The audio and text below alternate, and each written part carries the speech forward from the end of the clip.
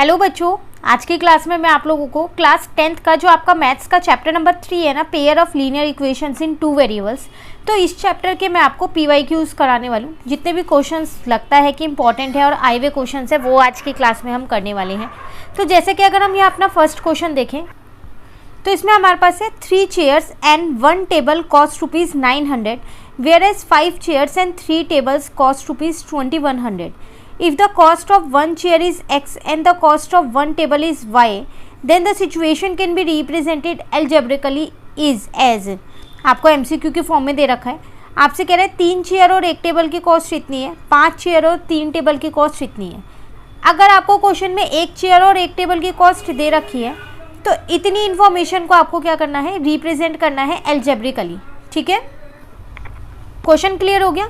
अब देखो कैसे रिप्रेजेंट करेंगे, यहाँ पर देखते हैं उस क्वेश्चन को। 3 चेयर थी, 1 चेयर की कॉस्ट थी x, तो 3 की हो जाएगी 3x। 1 टेबल थी तो 1 टेबल की कॉस्ट थी y, इसकी दोनों की मिला के कॉस्ट है 900। एक इक्वेशन ये बन गई। दूसरी में कह रहा है 5 चेयर थी, 1 चेयर की कॉस्ट थी x, तो 5 की हो जाएगी 5x।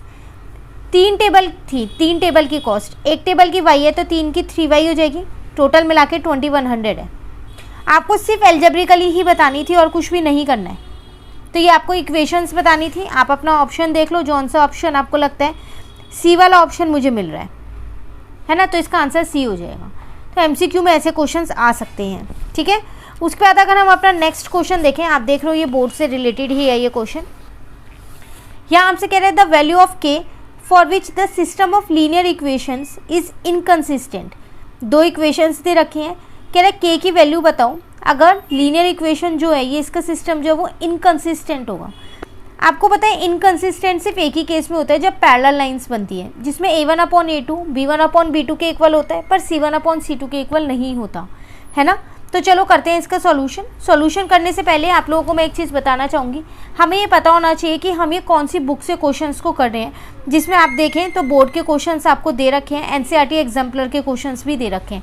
तो एक बार जल्दी से बुक को देख लेते हैं और उसके बाद अपना इसका सॉल्यूशन शुरू करते हैं।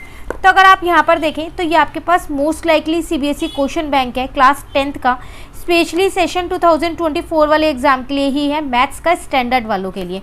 कौन से पब्लिशर का है ये आपके पास, यहाँ पर ओसवाल गुरुकुल का ये आपके पास क्वेश्चन बैंक है। काफ़ी अच्छा क्वेश्चन बैंक है। क्या क्या चीज़ें आपको इस क्वेश्चन बैंक में मिल जाएगी वो मैं आपको बता सकती हूँ।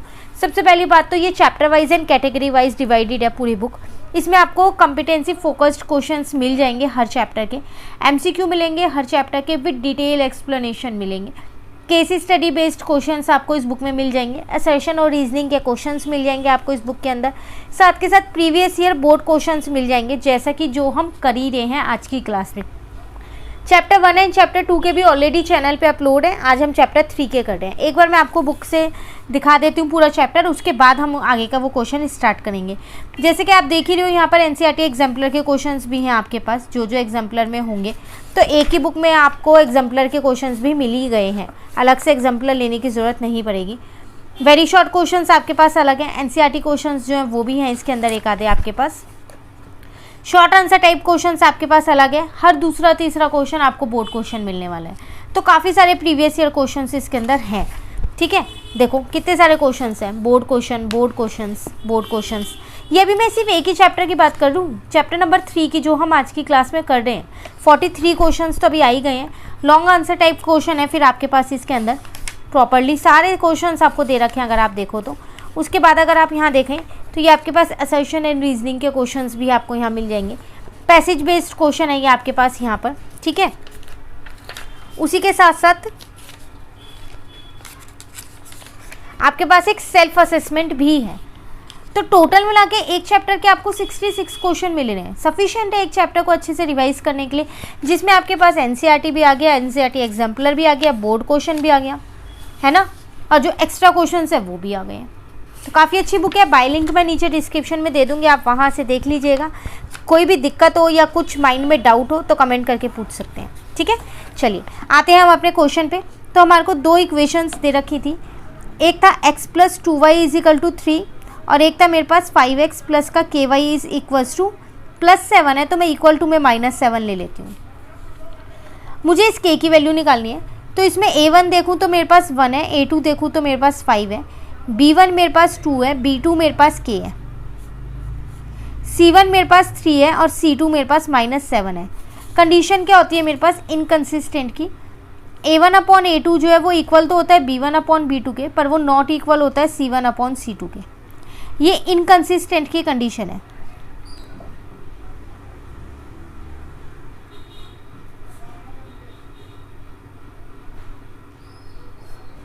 ठीक है, इसका मतलब 1/5 बराबर में 2/K हो जाएगा और नॉट इक्वल टू में वो 3/-7 के हो जाएगा। क्रॉस मल्टीप्लाई कर लो, यहाँ से सीधा सीधा K की वैल्यू 10 निकल के आ रही है। ऑप्शन देख लो। ठीक है, चलो नेक्स्ट में कह रहे हैं the value of K for which the system of equation has no solution. लगभग देखा जाए तो सेम ही क्वेश्चन है, सिर्फ लैंग्वेज चेंज कर दिया। वहाँ इनकंसिस्टेंट लिख दिया, यहाँ नो सॉल्यूशन लिख दिया। कंडीशन तो सेम ही है तो पैरेलल लाइन का ही केस। तो ऐसे ही क्वेश्चन आपके पास बोर्ड एग्जाम में आते हैं, सिर्फ लैंग्वेज चेंज होती है और कुछ नहीं होता। इस बुक में आपको हर तरीके के क्वेश्चंस मिल जाएंगे। ठीक है, चलिए क्वेश्चन 5 और देखते हैं। यहाँ इक्वेशन मेरे पास x + y माइनस का 4 = 0, दूसरी है 2x प्लस का ky अब इक्वल टू में 3 है। ठीक है, इसमें अगर मैं यहाँ देखूँ a1 मेरे पास 1 है, a2 मेरे पास 2 है, b1 मेरे पास 1 है, b2 मेरे पास कितना है, k है। आपको निकालनी k की वैल्यू है इसमें। c1 की बात करूँ तो 4 है मेरे पास और c2 जो है वो मेरे पास 3 है। मैं इसको उस साइड ले गई हूँ। ठीक है, कंडीशन लिख लेते हैं। अब लिख नहीं रही, ऊपर लिख ही दिया, आपको पता ही है, डायरेक्ट लिख रही हूँ मैं। 1/2 जो है वो इक्वल टू 1/k होगा, नॉट इक्वल टू 4/3 होगा। यहाँ से k की वैल्यू सीधा सीधा 2 निकल के आ रही है। क्लियर हुआ? चलिए नेक्स्ट आते हैं। अगर हम अपना नेक्स्ट क्वेश्चन देखें, यहाँ पर जितने भी बोर्ड से रिलेटेड क्वेश्चन है, कोशिश रहेगी कि आज की क्लास में इस चैप्टर के करा दूं। अगर कुछ रह गए तो वो नेक्स्ट क्लास में कर लेंगे। कह रहे for what value of alpha will the system of equation has no solution. Again same question, सिर्फ यहाँ अल्फा दे दिया है एक्स के की जगह या फिर एक्स की जगह, और कुछ नहीं किया है। तो देखो इक्वेशन आपको क्या दे रखे हैं यहाँ पर, अल्फा इंटू एक्स प्लस का 3y है इस इक्वल्स टू में अल्फा -3 है। इक्वेशन भी थोड़ी अलग ही है ना। यहाँ पर है 12x प्लस का अल्फा y और यहाँ पर है अल्फा। इसमें a1 देखूँ मेरे पास तो अल्फा है, a2 देखूँ तो मेरे पास 12 है, b1 देखूँ तो मेरे पास 3 है, b2 देखूँ तो मेरे पास अल्फा है, और अगर मैं अपना c1 देखूँ यहाँ पर तो मेरे पास है वो अल्फा -3, और c2 अगर मैं यहाँ देखूँ तो वो है मेरे पास अल्फा। ठीक है, कंडीशन है a1/a2 तो अल्फा अपॉन में 12 बराबर b1/b2 तो 3 अपॉन में अल्फा, नॉट इक्वल टू में है c1/c2। क्लियर? अब देखो ये हो जाएगा alpha square is equal to में 36 क्रॉस मल्टीप्लाई, तो अल्फा की वैल्यू +-6 आ रही है, 2 वैल्यूज आ रही हैं। लेकिन अब आप इसको यहाँ नहीं छोड़ सकते, जैसे ऊपर के क्वेश्चंस को आपने छोड़ दिया था। अब यहाँ आपको इन दोनों को भी सॉल्व करना पड़ेगा। तो ये आपके पास क्या हो जाएगा, देखो अल्फा से अल्फा तो कट ही जाएगा, तो 3 नॉट इक्वल टू में आ जाएगा अल्फा -3, ये 3 उधर चला गया तो 6 नॉट इक्वल टू में अल्फा आ जाएगा। इसका मतलब अल्फा 6 नहीं हो सकता, तो फाइनली फिर अल्फा की वैल्यू क्या होगी, -6 ही तो होगी, है ना। ये तो पॉसिबल नहीं होगा, तो hence value of alpha is equals to -6, क्योंकि +6 नॉट इक्वल टू में आ चुका है। तो जब भी ऐसा कोई भी कंडीशन बने जिसमें आपकी 2 वैल्यूज़ निकल रही हो, के की अल्फा की, और जब नो सॉल्यूशन का केस हो, तो हमेशा आप दूसरी वाली साइड भी सॉल्व करोगे और देखोगे कि उसमें से कौन सा आपको एलिमिनेट करना है। ठीक है, क्लियर है? चलिए नेक्स्ट पे आते हैं। नेक्स्ट क्वेश्चन है आपके पास, फाइंड द वैल्यू या वैल्यूज ऑफ के so that the pair of equation has a unique solution. इसमें यूनिक सॉल्यूशन वाली कंडीशन लगेगी। ऐसे क्वेश्चंस बहुत आते हैं इन कंडीशंस पे बेस्ड।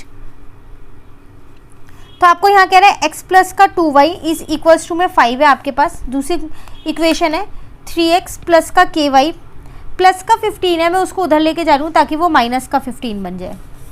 यहाँ पर मैं देखूँ तो मेरी a1 की वैल्यू 1 है, a2 की वैल्यू मेरे पास 3 है, b1 की वैल्यू मेरे पास 2 है, b2 की वैल्यू मेरे पास k है, c1 की वैल्यू मेरे पास 5 है और c2 की वैल्यू मेरे पास -15 है। ठीक है, यूनिक की कंडीशन होती है a1/a2 जो है वो नॉट इक्वल टू होता है b1/b2 के। ये यूनिक की होती है कंडीशन, यूनिक सॉल्यूशन कंडीशन है ये। इसका मतलब मैं ये कह सकती हूँ यहाँ पर अगर हम इसको सॉल्व करें तो 1/3 जो है वो नॉट इक्वल टू होगा 2/k के। तो k की वैल्यू 6 नहीं होगी, कोई भी वैल्यू हो सकती है, बस 6 नहीं होगी। तो k can have any value except 6। Clear हुआ क्वेश्चन? चलिए आते हैं नेक्स्ट क्वेश्चन पे। नेक्स्ट में आपसे यहाँ कह रहे हैं solve for x and y। आपको दो इक्वेशंस दे रखी है, x और y के लिए आपको इसको सॉल्व करना है। बोर्ड में आया हुआ क्वेश्चन है ये, क्वेश्चन देख के लग रहा है कि कितना इंपॉर्टेंट है ना। चलो यहाँ करते हैं, पहले इक्वेशंस लिख लेती हूँ। तो a माइनस बी इंटू में x है plus a plus b into में y है is equals to a square minus का 2ab है और माइनस का ही b स्क्वायर है। दूसरी आपके पास a प्लस बी, यहाँ पर है x प्लस वाई और ये आप पे ए स्क्वायर प्लस का बी स्क्वायर है। ठीक है, देखो जो ये सेकंड वाली इक्वेशन है ना, इसको थोड़ा सॉल्व करना पड़ेगा। फर्स्ट वाली में तो आपको x और y दे रखा है, इजीली हो पाएगी, तो इसको तो फर्स्ट ले लो। सेकंड वाली को थोड़ा सॉल्व करना पड़ेगा। ये x के साथ भी है इनटू में और ये y के साथ भी है इनटू में, ये हो जाएगा ए स्क्वायर प्लस का बी स्क्वायर। अब इसको सेकेंड ले लो। अब देखो आपको x और y की वैल्यू निकालनी है ना, आप क्या करो, इन दोनों इक्वेशंस को सब्ट्रैक्ट कर दो। कुछ ना कुछ ज़रूर कटेगा क्योंकि कॉमन दिख रहा है मुझे, यहाँ पर दिख रहा है ना, तो यहाँ पर लिख दो सब्ट्रैक्ट इक्वेशन 2 फ्रॉम इक्वेशन 1। तो इसका मतलब मुझे इक्वेशन 1 पहले लिखनी पड़ेगी, तो वो है a माइनस बी इंटू में x plus a plus b into में y। ठीक है, उसके बाद अगर मैं यहाँ पर देखूँ, देखो लेफ्ट हैंड साइड को लेफ्ट हैंड साइड से करोगे और राइट हैंड साइड को राइट हैंड साइड से करोगे। अब यहाँ पर माइनस का आ जाएगा a प्लस बी इंटू में x minus a plus b into में y। ठीक है, इक्वल टू में a स्क्वायर माइनस का 2ab माइनस का b स्क्वायर, ये फर्स्ट इक्वेशन का है। सेकेंड इक्वेशन का है minus a square minus b square. जो कट हो रहा है काट देना, ये कट हो रहे हैं। आप पे बचा a माइनस बी इंटू में x और यहाँ पर बचा minus a plus b into में x। a स्क्वायर से a स्क्वायर कट हो गया और तो कुछ कट नहीं हो रहा, तो यहाँ पर आपके पास 2ab बच रहा है, एक तो माइनस का ही और माइनस का ही 2b स्क्वायर आ गया। अब यहाँ से आप x को कॉमन ले सकते हो, तो आपके पास बचेगा a minus b minus a minus b. यहाँ से आप 2 को कॉमन ले, नहीं 2b को कॉमन ले सकते हो, यहाँ बचेगा आप पे a प्लस बी। जो कट हो रहा है इसे कट कर दो, जैसे ये कट हो रहा है, तो b और b बचा माइनस का है, तो यहाँ बचा माइनस का 2bx, यहाँ बचा माइनस का 2b और a प्लस बी। देखो ये इससे कट हो गया, माइनस से माइनस कट हो गया, x की वैल्यू निकल गई है a प्लस बी, आ गई x की वैल्यू। अब आपको y की निकालनी है, तो किसी भी एक इक्वेशन में रख के निकाल दो y की वैल्यू। आप फर्स्ट में रखो या सेकंड में, आपकी मर्जी है। सेकंड में रख लेते हैं, छोटी दिख रही है मुझे इक्वेशन, या फर्स्ट में रखोगे तो भी चलेगा। चलो फर्स्ट में रखते हैं। Put in equation 1। तो इक्वेशन 1 है आप पे a माइनस बी, एक्स की जगह मैंने a प्लस बी लिख दिया है, plus a plus b into में y है, इजिकल टू में आपके पास है a स्क्वायर माइनस का 2ab और माइनस का b स्क्वायर है। आइडेंटिटी बन रही है a स्क्वायर माइनस का b स्क्वायर, इसको मैंने ऐसे ही रहने दिया।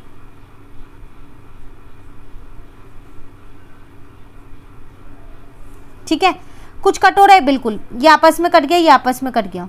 बचा आप पे a प्लस बी इंटू में y इजिकल्स टू में माइनस का 2ab। y की वैल्यू यहाँ से निकल गई, माइनस का 2ab अपॉन में a प्लस बी, ये आपकी आ गई y की वैल्यू। ये x की वैल्यू थी, ये थी y की वैल्यू। हुआ क्लियर? ये था आपके पास क्वेश्चन। तो अभी ऐसे इसके और बहुत सारे क्वेश्चन रह रहे हैं जो इसी बुक में है, बोर्ड से रिलेटेड। क्वेश्चन 38 है, 40 है, 41 है, उसके बाद आपके पास 42 है, आगे भी और काफ़ी सारे हैं लॉन्ग आंसर टाइप में। देखो ये रहा 48 क्वेश्चन है, बोर्ड में आया हुआ है। 51 क्वेश्चन है आपके पास, 49 क्वेश्चन है, काफ़ी सारे क्वेश्चंस रह रहे हैं। तो इन क्वेश्चंस को नेक्स्ट क्लास में कवर करेंगे। कोशिश रहेगी कि कंप्लीट हो जाएंगे नेक्स्ट क्लास में। एक आपके पास पैसेज बेस्ड क्वेश्चन भी है जो ये बोर्ड में आया हुआ है, ठीक है, एक तरीके से केस स्टडी कह सकते हो इसको, ठीक है ना। तो इन्हें नेक्स्ट क्लास में करेंगे। तो अगर आज के इन क्वेश्चंस में कहीं पर भी दिक्कत लगती है तो कमेंट करके ज़रूर पूछ लेना। वीडियो अच्छी लगी लाइक ज़रूर कीजिएगा, अपने फ्रेंड्स के साथ भी इन वीडियो को शेयर कीजिएगा। जैसा मैंने आप लोगों को बोला, चैप्टर 1 एंड चैप्टर 2 के PYQs ऑलरेडी अपलोड हो चुके हैं, आप उन्हें करना शुरू कर दीजिए, बिल्कुल लास्ट में करोगे तो नहीं हो पाएंगे। तो मिलते हैं नेक्स्ट क्लास में, तब तक के लिए bye bye, thank you, have a nice day.